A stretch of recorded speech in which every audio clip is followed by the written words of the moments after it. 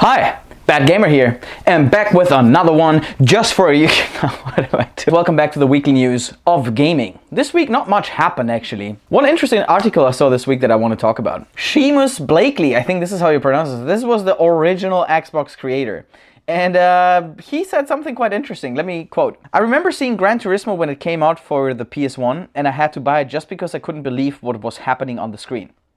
That was compelling, and that doesn't exist anymore. There's no more graphics that make you feel that way. Yep. So technically he's saying that the content that we experience are more important than graphics. Yeah, no fucking shit. Look at Balatro. Look at Animal Well. Look at Hollow Knight, okay? These are not incredible graphics. These are games that have their own art style, right? And this art style carries an incredible playability. It's so easy to play, it's fun to play, and it's compelling, it's engaging, it's new, it's fresh, okay? Even though the graphics are not that hard. I'm glad to see that, you know, people who created the Xbox at the beginning are saying things like that. Because yeah, this is not what it's all about. I don't think that Sony can, or Xbox, or you know, any company really can go on and do triple and quadruple A, oh my god, Ubisoft, games and you know, be consistent with it. We haven't seen like games from big companies for the current console generation yet, and that's pretty sad. Instead of focusing, you know, bringing hardware to its maximum, why don't you focus to create games first, in that sense, you know? I know that for the PlayStation 6, there are rumors, or it's confirmed, I don't know 100%, but AMD is actually working together with Sony for the PlayStation 6, which is great and all, but we need games. We don't need numbers on graphic cards. Thank you. The Last of Us Online, or Factions, I think, Factions 2, maybe how they wanted to call it. Let's talk about this.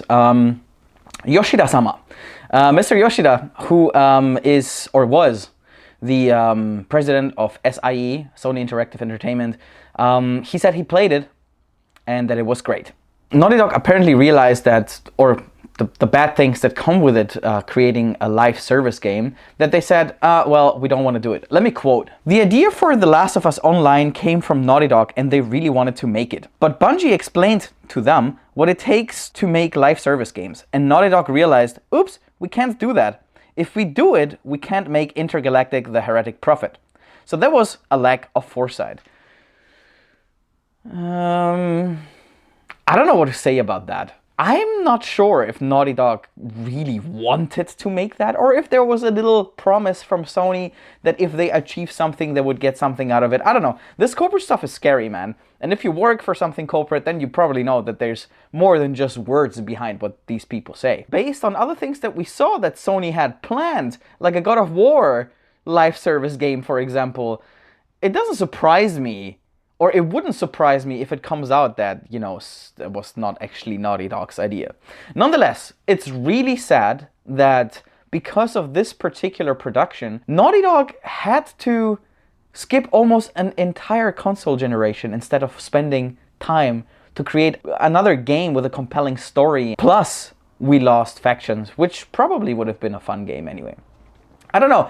I thought it was interesting to talk about. Let me know what you guys think in the comments. Did you, or were you looking forward to see that actually, to play the Naughty Dog online game? Or were you the one who said, please stop, Naughty Dog, just make a story-driven game?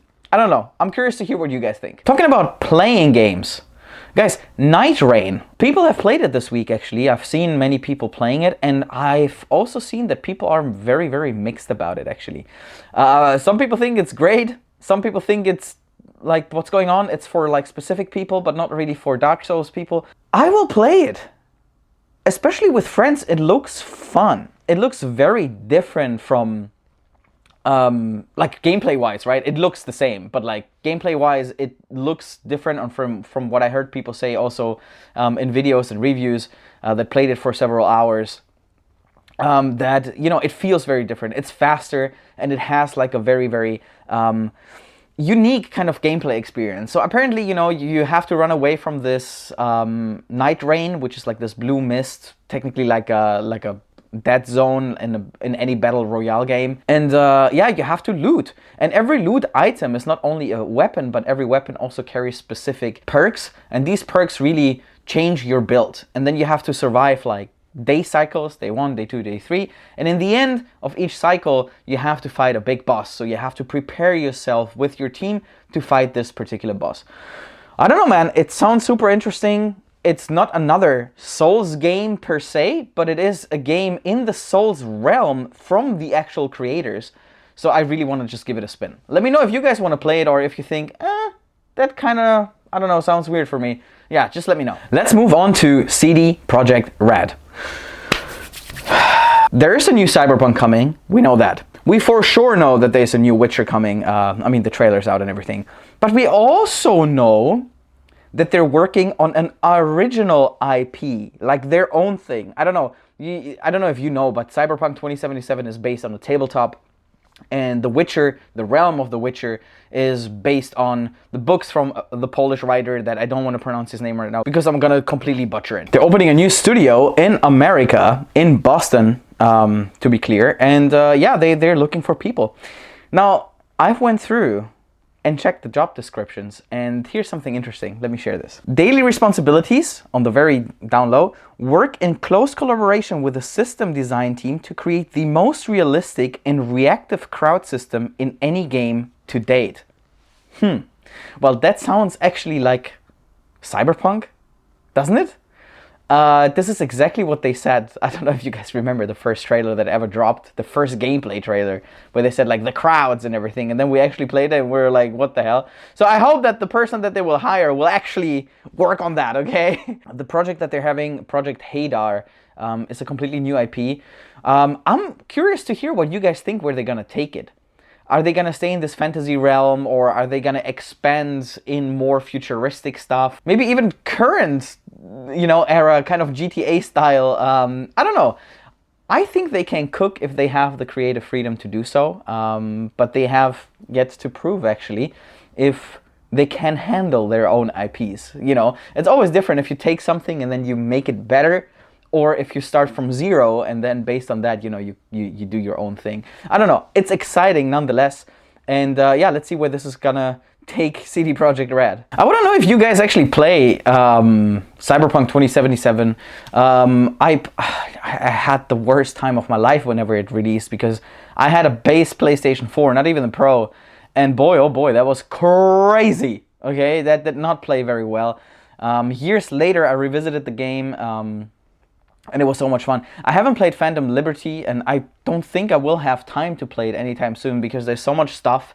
Monster Hunter drops next week, and I'm still playing Kingdom Come Deliverance 2. I started playing Avowed, and yeah, a lot of things happening. Let's go right into currently playing. So I'm still playing Kingdom Come Deliverance 2. I had absolutely no time to play this week. 30 years old with a full-time job. Sucks to be a gamer, man. But nonetheless, I gave Avowed a spin, and you can watch that gameplay actually. We'll link it to this video. I gave you guys my first impressions, but I want to talk about it for a little bit. So, well, the intro, right? Like, we played the intro, and I felt like the intro was, I don't know, man, like thinking back now a few days, pretty stale, pretty standard, like nothing crazy and outstanding, okay? It's not bad. I'm not saying that that's a bad thing. I'm just saying that it didn't surprise me. I was not like, wow.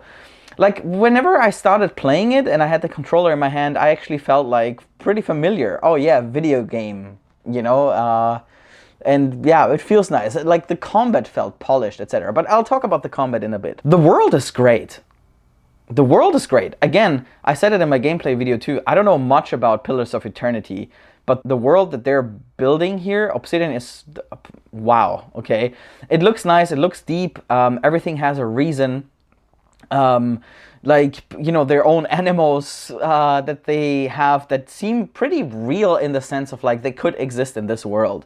Story-wise, it's also quite interesting. Well, you're this godlike, that was brought to this world, and you have to figure out what's your purpose in that sense, right? Like, why are you there? It's not like, whoa, but it's definitely enough to keep you playing, I think.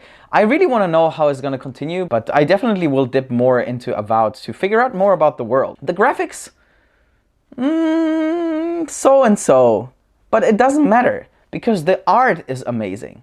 You know what I'm saying? The art style is pretty. Like, even though the character models are not the greatest, but the world in which you're in, and the design, and the way the weapons are designed, and your clothing, and just everything, like the magic and the way it flies and everything. Man, I can't complain. I think it looks great, even though the graphics are not incredible. And again, going back to the first thing that I said in this video, graphics do not matter if the game is great. I don't think that younger generations right now say like, whoa, bro, did you see like these graphics? Bro, they play Minecraft and Roblox. Like, they don't care about this anymore. And, you know, our generation shouldn't either, because, again, this is not what it's really about. So yeah, it looks pretty.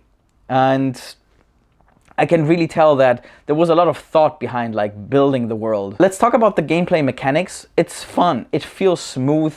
I love the ragdolls, actually. I said that in the video a few times too. It gave me that first feeling of Skyrim. You know what I mean? Where you had like both hands and you can like use like one hand to do magic, the other hand to have your dagger or your weapon, or you have a shield here or whatever.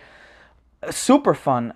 I actually wanted to go with like shield and sword, and then I picked up this like grimoire where you can like actually read magic off and like do magic. Man, that felt so good. Like, sword here, magic over here, and slice and dice and the ice. And it's just super cool. I love the fact that you don't have to pick one thing in this hand, right? Like, I don't have to have a fire spell, then I have to switch from the fire spell to the ice spell. No, I can do fire, I can do ice, I can, you know, put a shield over my body at the same time. Pretty cool stuff, man. I don't know. I thought it was super fun. Anyway, that's it for today. I want to know, what are you looking forward the most to play right now? For me, it's definitely Monster Hunter. Yeah, I mean, I really want to finish Kingdom Come Deliverance too. Oh my god, I think I said this so many times at this point. So you can clearly see I'm not biased, okay? I want to hear what you guys playing. I want to hear, what are you guys excited for? What are you playing currently? Recommend me stuff. Whatever, man. I'm here every week. I'm doing vlogs, gaming vlogs. To be specific, I do first impressions. I'll give you weekly news updates in terms of gaming. All about games. So if you love games, subscribe, like, please, that would help a lot. Leave a comment, man, so I know what you guys playing right now. And I'll see you on the next one. Bad Gamer out.